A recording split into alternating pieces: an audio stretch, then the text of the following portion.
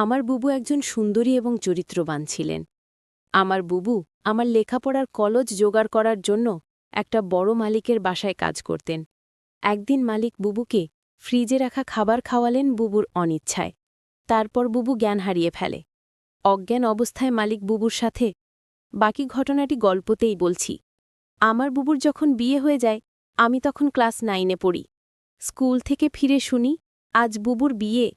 আব্বা আমাকে বললেন, শিভু, ঢাকা থেকে মেহমানরা আসবে, তুই এক ছুটে বাজারে যা, আফজালকে বল তার ডেকোরেশনের চেয়ার পাঠাতে। আমি এক দৌড়ে বাজারে চলে গেলাম। আফজাল চাচাকে যখন সব বলছি, 2টা প্রকান গাড়িকে বাজার পেরিয়ে আমাদের বাড়ির দিকে যেতে দেখলাম। আফজাল চাচা বললেন, যা, রুন্নার অনেক ভালো ঘরে বিয়ে হলো, তোদের অবস্থা এইবার ফিরবে। বুবুর কি সত্যি ভালো বিয়ে হচ্ছে? আমি জানি না। আমি শুধু জানি বুবু চলে যাচ্ছে আমাদের বাসা থেকে। তারপর কি হবে? কে আমাদের খাবার রেঁধে দেবে? কে আমাকে চুপি চুপি তার মাটির ব্যাংক ভেঙে আমাকে মেলায় যাবার টাকা দেবে? বুবুকে ছাড়া যে আমার জীবন চলতে পারে, আমি সেটা কল্পনাও করতে পারি না। কলেজের এক প্রোগ্রামে আমার সুন্দরী বুবুকে দেখে নাকি দারুণ পছন্দ করেছে এক বড় লোকের ইঞ্জিনিয়ার ছেলে। তার চাপে পড়েই তার পরিবার রাজি হয়েছে এই বিয়েতে, নইলে আমাদের মতো মধ্যবিত্ত ভারে এত বড় আত্মীয় হওয়ার কথা না। সবাই বলাবলি করছে বুবুর কারণে এবার আমাদের ভাগ্য ফিরবে। আমার জন্মের সময় আমার মা মারা যান, বুবুর বয়স তখন 8। আমার স্কুল শিক্ষক আব্বা আর বিয়ে করেননি, বুবুই মানুষ করেছে আমাকে। আমার জগতও ঘিরে তাই আমার বুবু। বিয়ের আসরটা হয়ে গেল দায়সারাভাবে।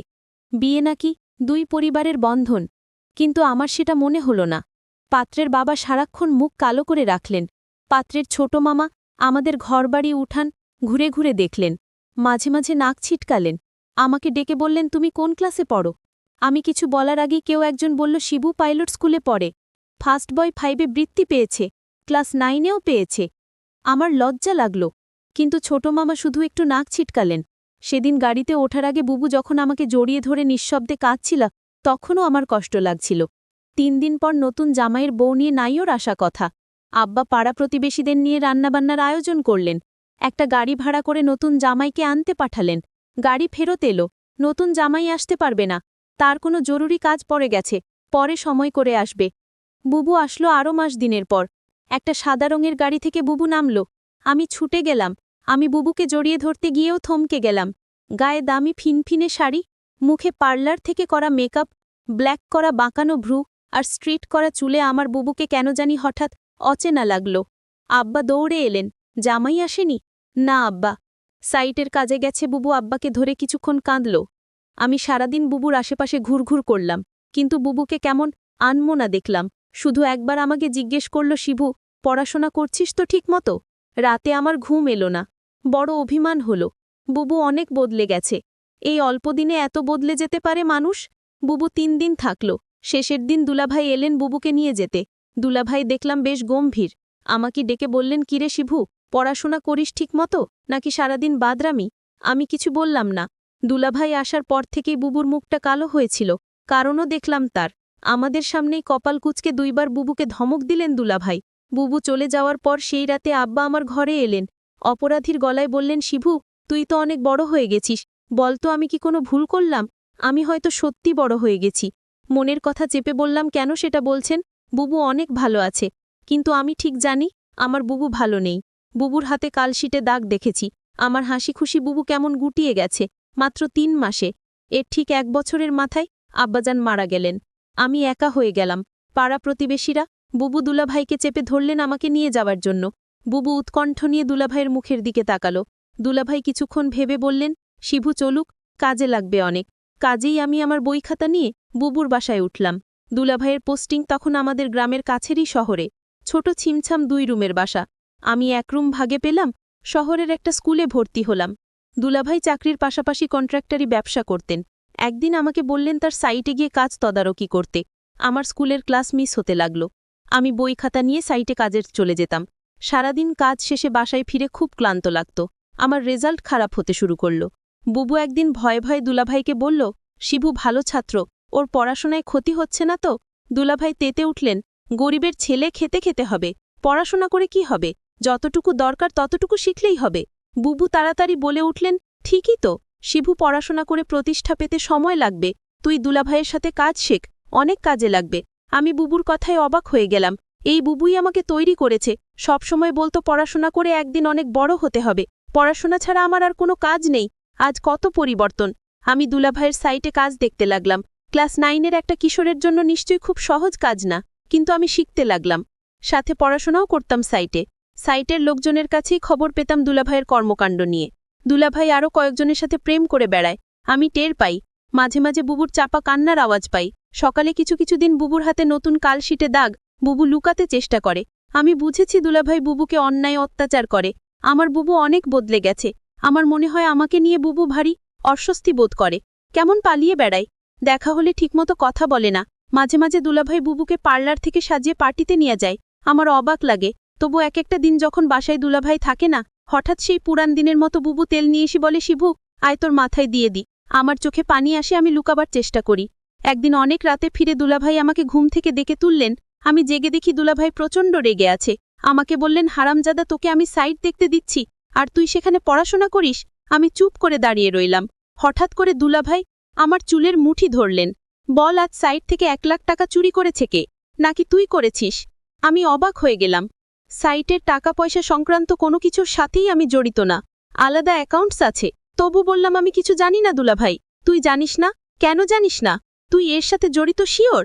আমার খেয়ে আমার সাথেই দাউতাবাজি। দাঁড়া। দুলাভাই তার বেল্ট দিয়ে আমাকে মারতে আরম্ভ করলেন। আমি সারা জীবনে কখনো মার খাইনি। পরিবারে আদরে মানুষ হয়েছি। স্কুলে ভালো ছাত্র হওয়ায় স্যারেরা অত্যাধিক স্নেহ করতেন। আমি দেখলাম বুবু পাথরের মতো দাঁড়িয়ে আছে। দুলাভাই একসময় ক্ষান্ত হয়ে চলে গেলেন। আমি সারা রাত বিছানায় শুয়ে কোকালাম। চেষ্টা করলাম মুখ দিয়ে শব্দ না করতে। আব্বা মৃত্যুর আগে বলেছিলেন, শিবু, পুরুষ হয়ে গরিব ঘরে জন্মাইছিস, সামনে অনেক কষ্ট আসবে, শক্ত থাকবি, কখনো কাঁদবি না। পুরুষদের কাঁদতে নেই। পরদিন সকালে আমার ঘুম, শরীরে হালকা জ্বর নিয়ে উঠে দেখি বুবু বসে আছে আমার শিয়রে। শিবু, উঠতে পারবি? আমি মাথা নাড়লাম। হ্যাঁ। তাহলে চল। তাকিয়ে দেখি বুবু একটা ব্যাগ গুছিয়ে রেখেছে। আমি বললাম, কোথায়? বাড়ি ফিরে যাব। চল, তুই আবার ভালো করে পড়াশোনা শুরু করবি। আমি দরকার হয় বাসায় কাজ করব। দুইজনের একটা ব্যবস্থা হয়ে যাবে। আমি অবাক হয়ে তাকিয়ে রইলাম। বুবু আমার জন্য তার স্বামীকে ডিভোর্স দিয়ে চলে এলো এবং সেই বাড়ি থেকে চিরদিনের জন্য চলে এলো। তারপর বাসায় আমি আর বুবু থাকি। বুবু একটা বড়লোক বাসায় কাজ পেল। তাদের কাপড় ধোয়া, রান্না করা ইত্যাদি তাদের কাজ করতে হবে। মাস শেষে যে টাকাটা পাবো, সেই টাকা দিয়ে আমার লেখাপড়ার খরচ আর পরিবার চলে যাবে। বুবু যে বাড়িতে কাজ করে, সেই বাড়ির মালিক বুবুকে একদিন বলেছিল, তোমার যত টাকা দরকার আমি দেব, তুমি শুধু একটি কথা রাখো। বুবু বলল, আমি বাসায় কাজ করি, এটাই আমার চলে, অতিরিক্ত টাকার আমার দরকার নেই। বুবু বুঝতে পেরেছিল বাসার মালিকের চরিত্র ভালো না। তারপরও বুবু এই বাড়িতে কাজ করে যে টাকা পেত সেটা দিয়েই আমাদের মাস চলে যেত। মালিকের বাসার সবাই একদিন কোথায় ঘুরতে গেল, শুধু মালিক বাড়িতে ছিল। মালিকের নাম আসান আলী। বুবু বলল, আজ তো বাসায় কেউ নাই, তেমন কাজও নাই, তাহলে আজ আমি চলে যাই। মালিক তখন বলল, শোনো, অনেক কাজ পড়ে রয়েছে। কি কাজ পড়ে রয়েছে মালিক? মালিক বলল, বাসায় কেউ নাই, আমার দেখাশোনা কে করবে? আমি বলেছিলাম, ও তাই তো। মালিকের জন্য রান্না করলাম, ঘর পরিষ্কার করে মালিককে খাবার দিয়ে বললাম, রাত অনেক হয়েছে, আমার ছোট ভাইটা চিন্তা করছে, আমি এখন যাই। মালিক দমক দিয়ে বলল, এই মেয়ে, তুমি এই বাড়ির চাকরানি। মালিক যখন আদেশ করবে তখন তুমি এই বাড়ি থেকে যাবে, তার আগ পর্যন্ত এখান থেকে এক পাও লড়বে না। আমি তখন নিশ্চুপ হয়ে দাঁড়িয়ে রইলাম। আমার মুখ দিয়ে কোনো কথা বের হলো না। হঠাৎ মালিক বলল, দরদ কণ্ঠে, মারে, আমার তো ছেলে মেয়ে আছে, তোর কষ্ট আমি বুঝি। তুই তোর মাকে হারালি, বাবাকে হারালি, নিজের স্বামীকে হারালি, এখন ভাইটাকে লেখাপড়া শিখিয়ে মানুষ করার জন্য তুই পরিশ্রম করছিস। আমি মালিকের হঠাৎ এরকম ভালো কথা শুনে আমি কিছুটা অবাক হলাম, কিন্তু সে মুখে যা বলছে চেহারায় তা প্রকাশ পায় না। আমাকে বলল, আমার ছেলেমেয়ে তারা 2 দিনের জন্য তুলে গেছে। আমি বলেছিলাম, আপনি যাননি কেন? আমার ঘোরাফেরা তেমন একটা ভালো লাগে না। আমি এর আগে বহুবার ঘোরাফেরা করেছি, এখন আর ভালো লাগে না। তুই আমার মেয়ের মতো, ধর, তোকে আমি কিছু টাকা দিলাম, তোর ভাইয়ের সামনে পরীক্ষা, ভালো মন্দ কিছু খাওয়াইস। আমি বলেছিলাম আমার টাকা লাগবে না। মালিক তখন আমায় জোর করে টাকাটা হাতে ধরিয়ে দিল। আমি না নিয়ে পারলাম না। মালিক আমার প্রতি হঠাৎ এমন দরদ দেখাচ্ছে কেন? যখন মালিকের ছেলেমেয়ে বাড়িতে ছিল তখন তো তিনি এরকম দরদ দেখাননি। আমি মালিকের এরকম ভালো ব্যবহার দেখে কিছুটা অবাক হলাম। এরকম কথা বলতে বলতে প্রায় রাত 11টা বেজে গেল। ওইদিকে আমার ভাই আমার জন্য চিন্তা করছিল। আমি মালিককে বলেছিলাম, এখন আমি যাই। সে তখন বলল, না, আজ তুমি যেতে পারবে না, এই বাড়ি তোমার পাহারা দিতে হবে। আমি বলেছিলাম, দেখুন সাহেব, আমার ডিউটি তো সকাল 6টা থেকে সন্ধ্যা 6টা পর্যন্ত। মালিক তখন আমাকে অবাক করে বলল, তাই বলে যদি আমার সমস্যা হলে তুমি দেখবে না? আমি তো তোমারে আমার মেয়ের মতোই দেখি। মালিকের কি উদ্দেশ্য ছিল আমি তা জানি না, তবে এইটুকু বলতে পারি মালিক তেমন ভালো না। তবে আজ আমার সাথে সে খুব ভালো ব্যবহার করল। তবে এর আগে যে আমার সাথে ব্যবহার খারাপ করেছিল তা বলছি না। তবে লোকের মুখে শুনি মালিক ভালো না। কিন্তু আজ মালিক আমাকে কিছুতেই বাড়ি যেতে দিচ্ছে না কেন? আমি সেটা নিয়ে দুশ্চিন্তায় পড়ে গেলাম। এর মধ্যে মালিক বলল, আজ আমি নিজ হাতে খাবার তৈরি করেছি। আমি বললাম, কেন নিজ হাতে আপনি খাবার তৈরি করলেন? খাবার তো আমি রান্না করেছি, তার মধ্যে আপনি আবার রান্না করলেন কেন? আরে না মা, সেই খাবার না, ফ্রিজে আমার স্ত্রী আমার জন্য কিছু ভালো